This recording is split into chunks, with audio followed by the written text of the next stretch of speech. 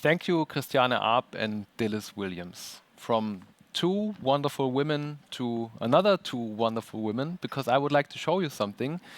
Right next to me, sitting over here, are to the left, Tiziana Beck, and over here, Johanna Benz. Together, they run the graphic agency graphicrecording.cool. And the cool thing is, they actually draw what we are doing here on stage. So it's kind of like a protocol, but not with words, with drawings. We will see what they've come up with afterwards, but now from sustainability that can be taught to education, and I will discuss this topic with my next guests. Two of them are sitting right over here, so please follow me along. Gentlemen.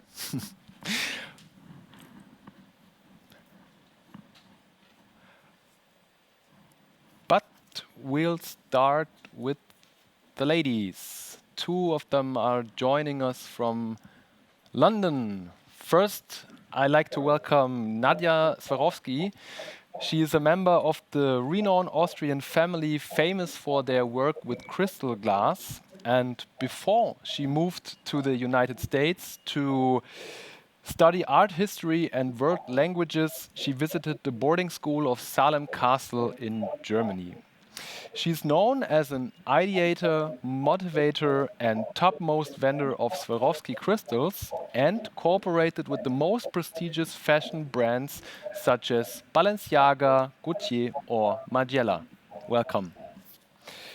Also from London joining is Georgina Johnson.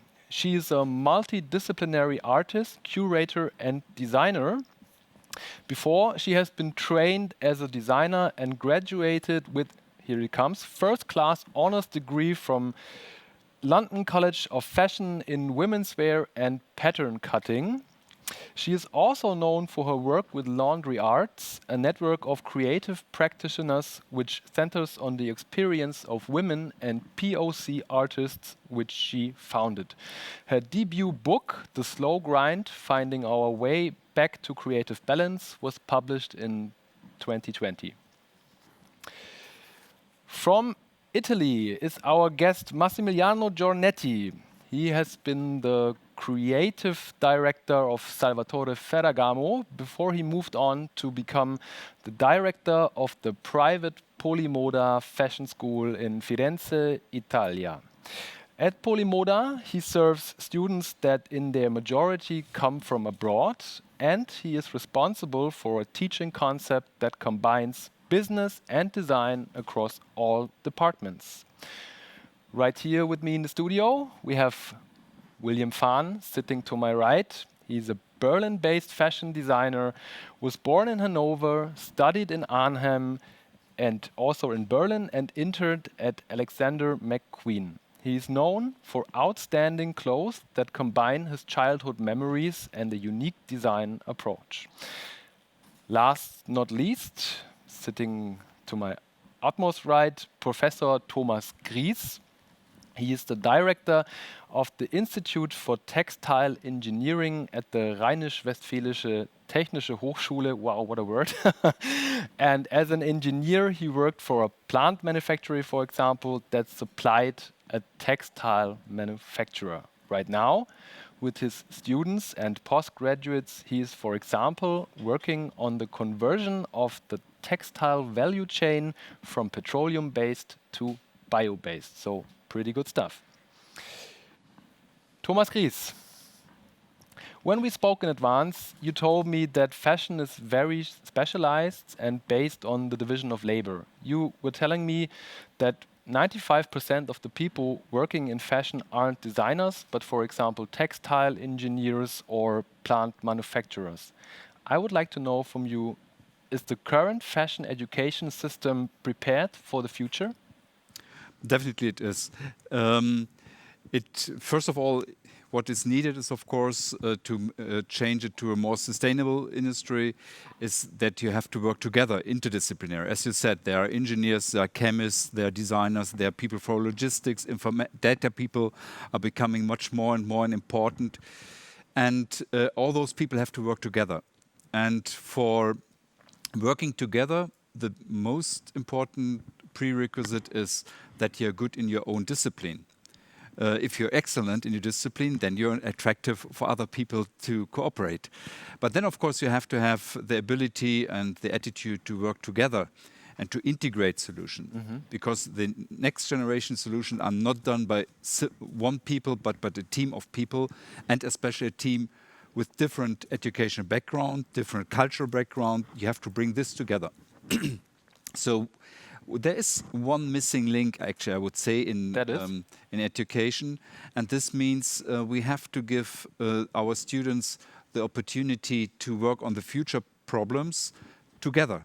So there have to be much more, let's say, creative labs, makers factories, where designers, engineers, chemists, digital natives work together.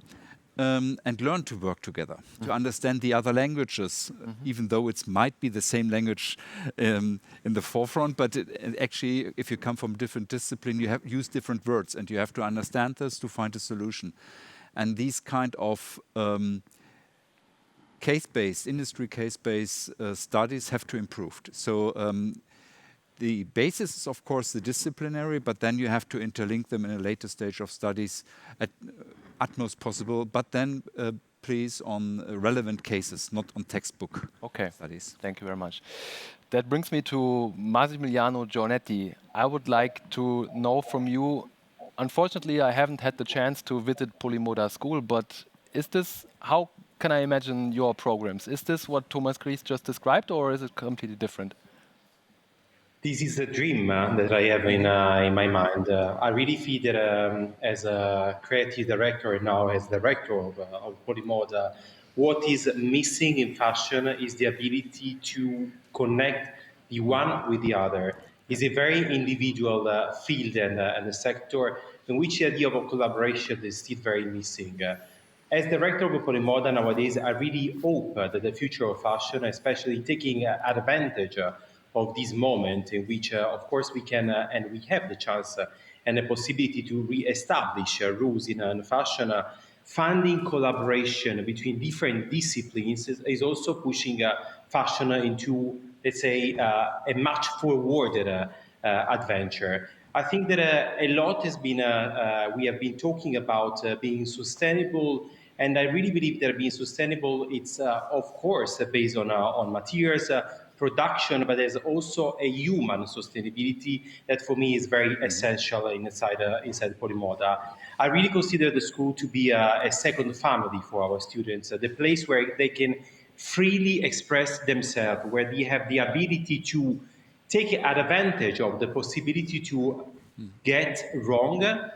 Get wrong for me is an absolutely good possibility for coming out from your comfort zone, the possibility to be experimental, the possibility to take chance of the control of the professors here in a school at Polimoda, and trying to find new sectors and new segments in fashion. I really feel that the industry nowadays is giving to the designers very limited possibility to experiment.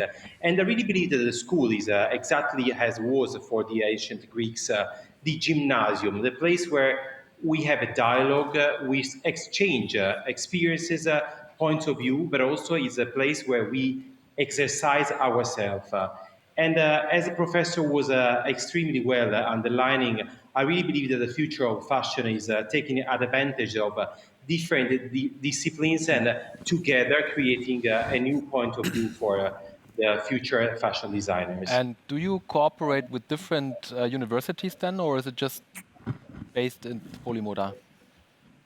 No, we have a collaboration with the Osaka Institute of Fashion, with the FIT in New York.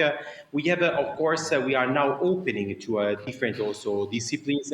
I'm trying to bring also different talents inside the Polimoda, collaborating fashion designers, fashion stylists, art directors together with talents from music, talents from cinemas, talents from different disciplines. Because as I was saying before, I always consider fashion to be the most contemporary form of art. The fashion is living with the people. And what for me is extremely energetic about being nowadays a director of Polimoda is this ability to grow up young talents in fashion, but also to link the young talents in fashion with different backgrounds. Okay. My ambition really is like starting collaborating with different fields, not only fashion, because I always say to my students that they don't have to look at fashion. They have to look into anthropology, sociology, politics, really understanding how the consumer is moving, and also to be able to understand how the consumer is changing their needs, their habits, their daily routines. This is what is, in my point of view, pushing the students into finding new territories in fashion. Okay, thank you very much. To call you a talent, William Farn, would be not correct. I mean, you have so much more than that.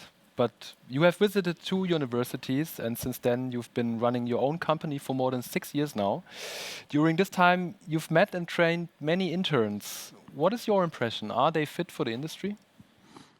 I think we get a lot of applications all around the world, and I think that most of the people they have all the hard skills. They know all the techniques, they know all the programs, and they have a lot of knowledge. But during the time, if they do internship at us, I think they learn soft skills, like how to work in a team, to really ask themselves, like, what's my motivation in fashion? And I think, like, after an internship at our company, I think they're pretty fit for the industry because I think I open up all departments for them, so they have the Okay, so chance they're to. not stuck to one No, area. Okay. no, I keep it open. I mean, they have some directions like press or sales, but like I let them everything open to have an idea, also to develop and maybe in a different direction. Okay. Yeah. And do you accept only students from fashion schools? Or, for example, I've never been to a fashion school, but if I would have been interested in your company and in your work and would like to do something similar, would you have accepted me or? Definitely. I mean, I think there are certain skills that are like necessary to understand how it roughly works. But no, I'm open to everyone. We just got like sometimes we also take people from management universities who really want to dip into fashion, and then Okay. I think it's also fresh for us. All right. New input then. Definitely, yeah. Okay. Georgina Johnson, when you finished school, you too founded and ran an independent label. An experience that I read made you realize the unrealistic pressures the industry places on the mental and physical health of its newest and most vulnerable members. In an interview, you said there was a lot of time, especially in my education and then beyond that working in industry, when I wasn't happy at all. I would like to know from you what must change. Okay, that's a big question. So I'm really enjoying watching the drawings on screen as well. Yeah, that's a big question. I would definitely say from my time in education, I think that there are a number of like literacy skills that people could kind of pick up on. Like one, I think is like the impact of like a fast-paced environment or just like exhausting your creativity and your mental health. So I'm a big believer in like any sphere of education or any subject actually embedding knowledge around like mental health and well-being in education. I think it's incredibly important, and as you can see in recent years it's become even more important to have like a mental health aid worker. I'm not sure if you guys have the same thing where you are, but in Britain especially it's become really important to have a mental health aid worker in a company. And for instance, a lot of brands, when they come out of university and they're starting alone, they don't have like financial literacy skills because it is when you're in and embedded in that environment, it is a lot about like what can you create, what can you push out, what can you make, and how can you contribute. Whereas I think if you want to make sure that people are healthy and they're going to be able to have a sustainable business and like sustain the human side of things as well, these two things I think are incredibly important to contribute and embed in education from the beginning, pretty much. Okay, so did I understand you correct that at fashion schools in Britain they have this mental health aid workers nowadays, or is it something you would recommend Oh for the no, industry? it's something I would definitely recommend. What I was saying is, like, in recent years, becoming a mental health aider has grown. Like that area has grown, and it's become like a requirement at a lot of companies. I'm not so much sure about if it's being taken forward in the fashion industry, but in across different sectors, that has become incredibly important. But to your point, I think when you're coming out of education, you're already fragile, right? You're already trying to find your feet. And luckily, I think it was the last guest that said it's important to kind of put your attention into different things, because you should also be interested in, like, the Polimoda director said, in art, in anthropology, in all these other subjects, because they influence your design. They influence what you think of and how you relate to the world. Because ultimately, if you're working with a subject that relates to people, you have to relate to the way that they learn and the way that they engage with the world. It shouldn't just be from one From point one of view, angle, pretty then. much. Okay. And another question I would like to ask you is, do you think, since we were speaking about the pressure that's been put on students, do you think this is something special to the fashion industry, or let's say creative industry, or do you think this is something that's on the shoulders of young people leaving school in general? I don't know if I can really speak on like what's happening to other people in Okay. different Okay, I see. school settings, but I do know that a lot of my friends are in the creative realm in general, and there is, especially in Britain, there is a saying that you really don't know what a degree is until you've completed a fashion degree, because it's insane. But it can be incredibly rewarding, and I think what I gained from completing a degree and getting a first, which I really didn't actually expect, because it was incredibly a slim chance for a lot of people. I just realized that it's important to stay inspired in so many different areas. Like, it doesn't have to just be fashion. Okay, thank you very much. Now to the woman with the nicest office, definitely we've seen so far, Nadja Swarovski. Fashion's current business and social system is not only suffering under social injustice, but also devastating ecological destruction. What do you think? How can fashion design education seek to transform the current practices towards a new engagement and a deeper understanding of resources and relationship? Oh, I'm sorry, we don't have a sound here. Okay, Now how's we can hear this? you perfect. We've all been there. So No sorry. worries. Unmute So, yourself.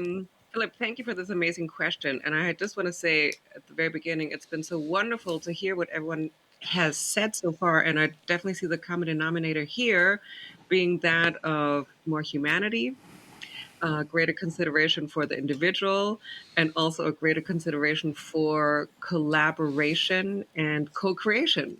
And I think this is almost, I see this as a move and a trend away almost from the Industrial Revolution, where everything was so based on the machine. We needed a rhythm, we needed a certain formula. And this is something that we're really seeing change tremendously. And this is where schools are totally helpful. And so with the Swarovski Foundation and with Swarovski, we've been supporting various different schools and educational programs from grade school all the way up to university and beyond. And really with the motto that education and knowledge is power, and we want to empower people to make the right decisions and to move forward. And this is where design schools, to answer your question specifically, Philip, are incredibly crucial. I think so often I have witnessed in many organizations or watching many organizations that design almost is a bad word. It's about the bottom line, but there is often that lack of consideration that the design actually contributes to the company's bottom line, whether a product is good or not. So fast forward to this era, post-COVID era, or are we still amidst COVID? I think it's really kind of increased an awareness of values, and certainly the values of self, but also the value and appreciation of the environment. So what can we as intelligent human beings do to create a more sustainable world? And this is where design schools, the schools that we've supported, such as St. Martin's, FIT, MIT, certainly can bring the designers many solutions on how to create a product that is not harmful to people and to planet. Okay. I think the fashion industry is always an industry of creative problem solving, and All right. that permeates through to engineering and so on. Before we go back to engineering and you, Professor Gries, I would like to use the chance to do a little promotion since you were speaking about the Swarovski Foundation. As far as I know, actually you are giving away grants and one could apply right now. So maybe, Nadja Swarovski, this is your chance to look for new talent. Absolutely. Absolutely. We've created a new program called the Swarovski Foundation Creatives of Our Future. We did a pitch to students internationally between the ages of 18 and 25.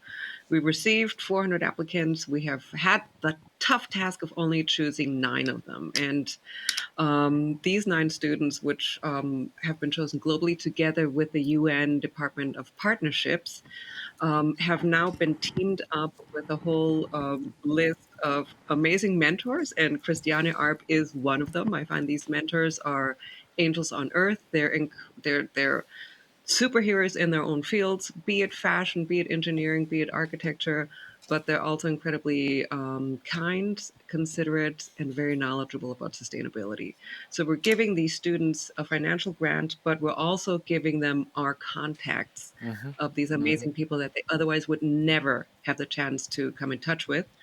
And together they come up with a product that supports environmental well-being, human well-being. So is it via product? Is it a computer program? Is it an app? And again, we are enabling amazing creativity and empowering the individuals to find their voice and not shy away from having a good idea. Thank you very much. Enabling creativity and superheroes in their own field brings me back to you, Professor Gries. You told me that from 2025, every manufacturer must assess the life cycle of its products and provide a concept for recycling. Do you think material-driven textile design can be a game changer when it comes to making fashion and the textile industry more sustainable? Definitely it can be, and it has to be. But if you do it only as a technology push, you will never succeed. So the only thing is to have a more holistic approach. So it's the consumer needs design, which has to, let's say, pull, and then, of course, the material has to push, but at the end it has to produce. And I would like, thank you also very much for this very well-composed podium. I learned a lot of insights, different insights. When you listen carefully, what you learned is we all talk about interdisciplinary, but if you take a look into, there's always the school of fashion, art, and whatever, and then there are the technical universities. And although the engineering and the design art has a lot of things together, creativity, but there is only a very few connecting points up to now, and this has to be changed. Okay, so there's only the TU Delft, which has a faculty of design. All other technical universities, they have a faculty of management, they have a faculty for humanities, but there are only very few places in the world where you can have both out of one hand. And for example, here we work together with the Berlin schools, UDK, Universität der Künste. This is where you've been trained. And also right? No, I was in Weißensee. Oh, sorry. Hasso-Plattner Institute and other places. And they are open for collaboration. And once you do it, then you have the real breakthrough. If you bring together material and engineering together with arts and design, I think this has to be brought together to have a real game changing. Okay. Unfortunately, we're running out of time, but there's one, as I think, very important aspect I would like to discuss with my guests. And I would like to start with you, Massimiliano Giornetti. Since in most fashion courses, Europe and the Western design approach is presented as the norm. this excludes studies of clothing practices in other continents, such as Africa, for example. Do you think, or should Paris, London, or Milan remain the standard in fashion?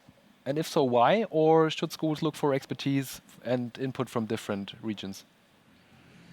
We are talking always so much about inclusivity and diversity in fashion, and I personally believe that fashion is the most agile and flexible form of personal expression. I always push my students to express themselves. In a moment in which everything is very digital, that's a way to stay connected one with the other, I invite my students to follow themselves, to be the first followers of their idea, points of view. And that, of course, is another form of the inclusive and diverse. I totally believe that we have also to change a perspective because in the last decades we have looking at fashion only from one point of view: Okay. beauty, skinny, perfection, the authenticity of French, or Italian, or English fashion. But fashion is the most common form of expression, and I think that if we really want to be inclusive and diverse, we have to look at fashion in every shade and every form of Okay. expression. So I Georgina, really want to. Sorry. sorry to interrupt. I just wanted to ask Georgina Johnson if she agrees on what we just heard, or what's your opinion? If I agree that fashion is agile, I definitely agree that it is agile, but I think that in general there is a history of extraction, and I think to that point, if people aren't educated appropriately, and if they are not open to seeing different types of people in education, because for instance, if you look up the makeup of a school, for instance, or a cohort, it's like who is being represented, who is engaging with these subjects and then being given the tools to actually succeed. It also goes completely down into when you leave education and who is even given the resources to survive, because ultimately if we look at the function of a lot of brands, a lot of them survive on like interns and like free labor pretty much, right? But a lot of people can't even do that because they don't have the same they're not given the same chances in that way, They because maybe can't you don't afford. know Yeah. where people are from. Yeah, you don't know that. So I think like in order to change fashion and to change the way that this industry functions, you have to look at who the accessibility of the industry in multiple vantage points whenever we're looking at race and inclusivity, because inclusivity and race are two different things. Because inclusivity can definitely be broken down into different like gender expressions or abilities and those type of things. But if we look at race and the history of fashion, you can see quite clearly that there is a correlation between trends and what is interesting in fashion with the desirability around like Black culture, for instance, but then how dispersible it is, when it's not the actual livelihoods or interests of people's lives and their cultures that are beyond a method of extraction that can meet the bottom line. So I think if fashion is to truly change, it has to really take a really good look at itself and think about not only accessibility, but what stories it's telling and who it's giving those the props to and who it's allowing to actually have a seat at the table. And it shouldn't be really a question of who is allowed. It should be like the door is open for everybody. Okay, and who wants to join the table? Thank you very much, Georgina Johnson. So, unfortunately, it has to be a very quick answer, but I would like to give you the opportunity to give it. What's your perspective on the topic we were just discussing? Should different cultures be taught in fashion education, or? Definitely, I think the fashion industry is a global industry, and I think everyone should be very interested in different cultures and their history, and also like the history of like certain fabrics, that that So the heritage of the heritage, where it exactly. comes Sorry, from. Okay, I was looking for that word. we've all And been there. no, I think it's very important, and I think it's also important to travel and to see also like I'm very privileged because I have Chinese roots, and I saw a lot of productions in Southeast Asia, and it's very interesting how things are made, and to get in connection with those people because they really developed strong in that part of production game. Okay.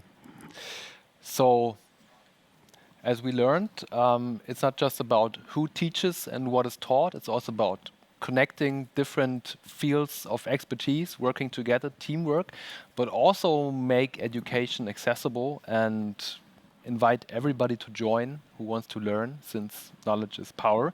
If you were wondering what we were seeing in between those drawings, that was what I was talking about in the beginning. This has been our talk about education and how it enables people and how it is key. My guests were from London, Nadja Swarovski and Georgina Johnson; from Firenze, Massimiliano Giornetti; sitting right here with me in the studio, William Fahn and Thomas Gries. I all thank you very much. To me, it's been very, very interesting. Unfortunately, not enough time, but that's as it is always.